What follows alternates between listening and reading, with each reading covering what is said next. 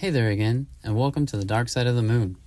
I'm your host, Stephen Moss, and today we've got a special guest, my mom. She's here today to give us some insight into what it's like to have a child with bipolar disorder.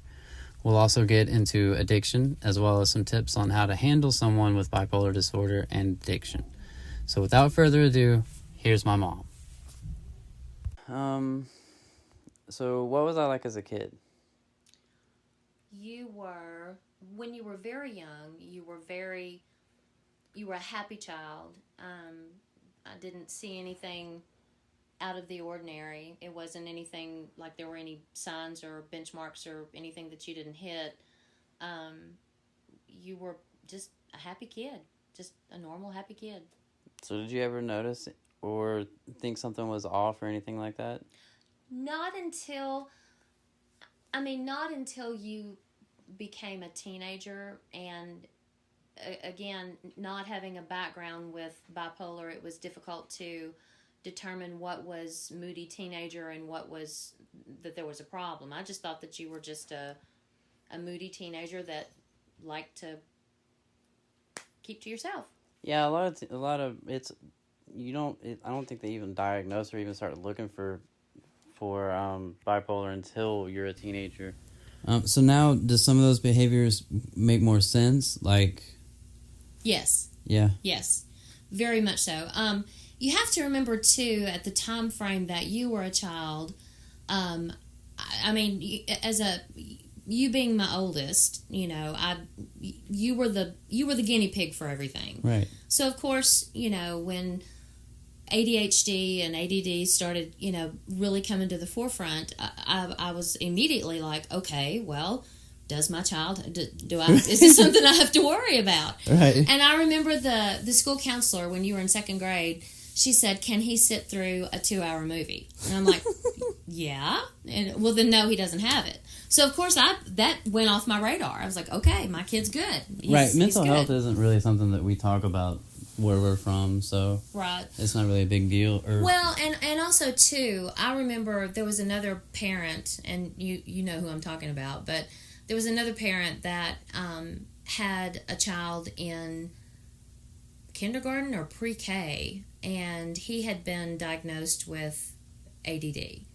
And I asked the mother, I said, well, oh gosh, I really feel for him, because I don't want him to have to take medication at school and be, the kids think anything lesser of him. Right, yeah. And she tells me, oh no, they all line up to get their Ritalin first thing in the morning. Yeah, that's crazy. Yeah. I remember that was like a pandemic kind of thing. And so I was actually jealous because I didn't get it. Yeah. I mean, that to me, like, sent off all kinds of red flags, because I'm like, okay, if it's not in the water, so if children are lining up to get their Ritalin, either something's going on here or, so yeah. I mean, and I didn't want any kind of stigma attached to you with mental health as a child. So right, like I said, it's not really a big conversation that's had a lot down there. Right. So now that I've got a diagnosis and I've been I'm on medication, and I've almost been sober for almost 3 years now, or I have been sober for almost 3 years now. What are some of the biggest differences you've noticed between before being medicated and sober and like now?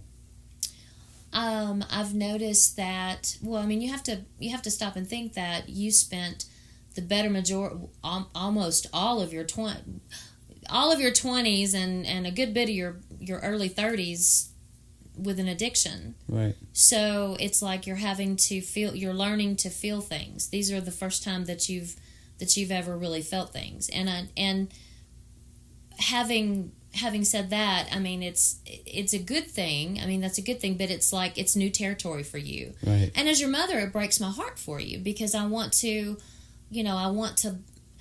this is going to sound corny, but I want to love you through it. And right. And that's not what you need. You need to learn to fall on your face. You need right. to learn to pick yourself back up. You need to learn to, do the things that you would have done in your early 20s or late teens, early 20s. You're beginning to feel those things now. Right. And it's not just feelings, it's just life in general, really. Exactly. I mean, shit, I didn't even start college until I was, what, 31, something like that? Yeah. 32? 32. Yeah. So, I mean, and that's something I should have done immediately out of high school.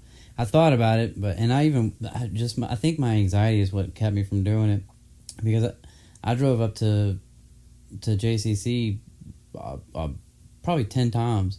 I just never went inside that place. And see, that blows my mind. Same thing with Blue Ridge. I pulled up to the parking lot like 6 times at least, and like I couldn't even get out of the car. That just blows my mind because, I mean, I remember you telling me that you were going to go get your hair cut, and you drove up into the parking lot and had to drive away. Yeah. And you drove up into the parking lot. It was like a 45-minute drive to get to that place, too, and I got all the way there and was like, I even drove past it and drove around for like a good 10 minutes, but like trying to convince myself to go there. Right. And then once I pulled up in the parking lot, I was like, nope. Yeah. And zipped out and came back home. And to me, that's so foreign because when I walk in someplace, if I'm going to get my hair done, I walk in like, okay, here I am, you know? Yeah, no, I can't do that. Yeah, I mean, so it's... And again, that's something that we make light of it, but it breaks my heart for you because I want you to be... I want to fix you, and I can't. Yeah, no, and that's just, it's not a fixing thing. It's just a learning how to live with it, I think. Yeah. So do you have any tips for supporting a loved one with bipolar disorder? Yes, and that is that being the mother, you know, there are times that I have to just back off and let you do your thing. But I also have to tell you that I love you, and don't take this the wrong way. But there are also times where I have to say no. I have to have boundaries. I have to set and say no. This is not going to happen. You're not going to talk ugly to me like that, or you're not going to take your frustrations and anxiety out on me. Right. Because I don't deserve it. And I mean, everybody has to have a soft place to fall, but I mean, you know. No, I think boundaries are really important. Yeah, the boundaries, I guess, and perhaps I should have set stronger, clearer boundaries when you were younger. But you know, Well, I think finding out first, like as soon as you can, you know, getting a diagnosis as early as you can is really the key. Because had we known a lot sooner, if that was a conversation that we would have been able to have a lot sooner, I think a lot of, like, even the addiction part probably would have been at least avoided for a while, or maybe avoided completely, or it just at least not as strong, maybe. I don't know, but I think finding out as soon as you can is really the key. It's just hard with bipolar disorder because you don't even notice it, or like they don't even test for it until you're a teenager, so I think that's just really the hardest part. Well, it was very difficult, especially when you were in the height of your addiction. You know, watching someone with such promise and such, you know, ability and gifts just absolutely throwing your life away with both hands. Right. And it's like watching someone that you love. And I know I've told you this a million times, but it's like watching someone that you love running towards a cliff. Right. And you're standing there shouting, "There's a cliff! There's a cliff! You're gonna fall!" And the person that you love just blindly, you know, happily running toward the edge of a cliff, and you know that crash is gonna come, and it breaks your heart for that person. But what else can you do? Right. I mean, and also learning to forgive for the things that were done and said during the addiction, because I think that's a big part too. Yeah, that was a challenge. That was a big challenge. I bet it was. Okay, well, I appreciate your time and thank you very much, and I will talk to you later. Okay, love you. Love you. Bye. Bye. So having bipolar, there's a bit of a predisposition for addiction. Knowing that now, what would you say is the biggest hurdle for a parent to overcome with a child who is struggling with addiction?